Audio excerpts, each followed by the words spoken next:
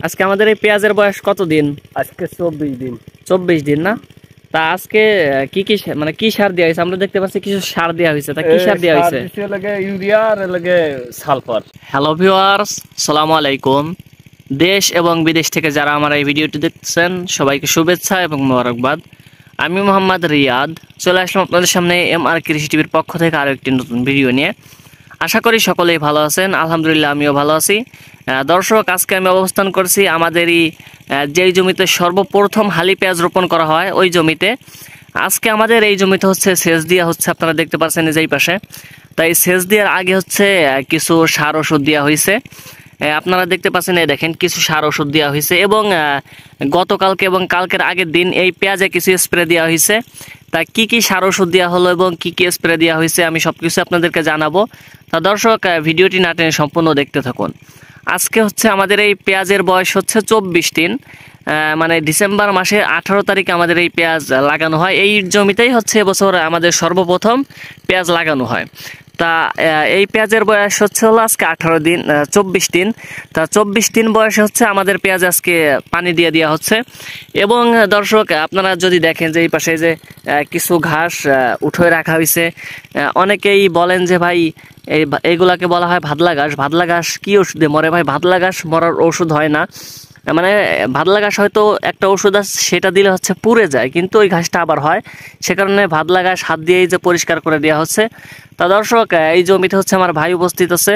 তা আমার ভাইয়ের সাথে একটু কথা বলে আপনাদেরকে জানাই যে আজকে আমাদের এই জমিতে কি সার দেওয়া হয়েছে এবং মানে গতকালকে এবং কালকের আগের দিন কি কি মানে কি ওষুধ স্প্রে করা হয়েছে। তা দর্শক, চলুন সরাসরি আমার ভাইয়ের কাছে চলে যাই। আসসালামু আলাইকুম। ওয়ালাইকুম আসসালাম। আজকে আমাদের এই পেঁয়াজের বয়স কত দিন? আজকে 24 দিন। 24 দিন না? তা আজকে কি মানে কি সার দেওয়া হয়েছে? আমরা দেখতে পাচ্ছি কিছু সার দেওয়া হয়েছে। তা কি সার দেওয়া হয়েছে? লাগে ইউরিয়া আর লাগে সালফার। ইউরিয়া আর সালফার না? মানে এটা কত, এখানে কত শতাংশ জমিতে? 15 শতাংশ দিছি লাগে 100 কেজি ইউরিয়া আর 12 কেজি সালফার। ও, 100 কেজি ইউরিয়া আর 12 কেজি সালফার না? আর এই 2 দিন আগে দিছিল গাছ মারা আগে বাইতে শাক হইছে, কিছু কিছু জায়গা বাইলে শাক, আমরা কই বাইতে শাক। হ্যাঁ। আর এই সামাবিরে নিয়ে হইছে, কিছু ফটকা আছে, এর জন্য যে ওই যে মারা ওষুধ দিয়েছে 2 দিন আগে। আর কালকে কি স্প্রে দেওয়া হয়েছে? ওইটা লাগে তো গাছ মারা ওইটা দিয়েছে, যে ওইটা হলো ফুল সামা মরাটা। ও, তাই যে এই পেজের ভিতর যে ভাদলা ঘাস হয়, ভাদলা ঘাস মরে না?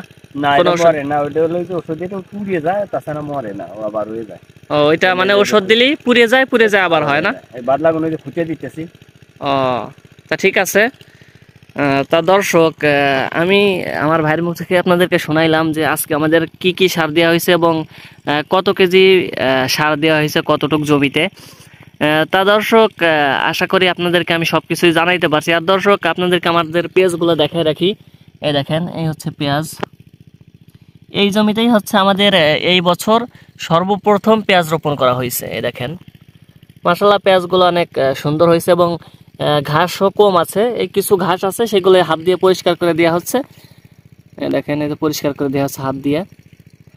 তা দর্শক, যাই হোক, এই ছিল আজকের ভিডিও। তা দর্শক, ভিডিওটি কেমন হয়েছে অবশ্যই আপনার সুন্দর মতামতটি কমেন্ট বক্সে বলে যাবেন। এবং দর্শক, প্রতিনিয়ত ধরনের ভিডিও পেতে অবশ্যই আমার ইউটিউব চ্যানেল থেকে ভিডিওটি দেখে থাকলে চ্যানেলটি সাবস্ক্রাইব করে রাখতে পারেন এবং ফেসবুক পেজ থেকে দেখে থাকলে ফেসবুক পেজটি ফলো করে রাখতে পারেন। তা দর্শক, আজকের ভিডিওটি করার আমার মূল উদ্দেশ্য হচ্ছে যে আপনাদেরকে, যেহেতু আমি এই জমি থেকে পেঁয়াজ রোপণের ভিডিওটা দিছি, তা এখন আমাদের পেঁয়াজ কীরকম হয়েছে এবং আমাদের পেঁয়াজে কি পরিচর্যা করা হচ্ছে সেটাও জানানোর। তা সে কারণে হচ্ছে আজকে ভিডিওটা দেওয়া। তা দর্শক, সকলেই ভালো থাকবেন, সুস্থ থাকবেন। আজকের মতো এখানে বিদায় নিচ্ছি। দেখা হবে আবার নতুন কোনো ভিডিও। সে পর্যন্ত সকলেই ভালো থাকবেন, সুস্থ থাকবেন। আসসালামু আলাইকুম।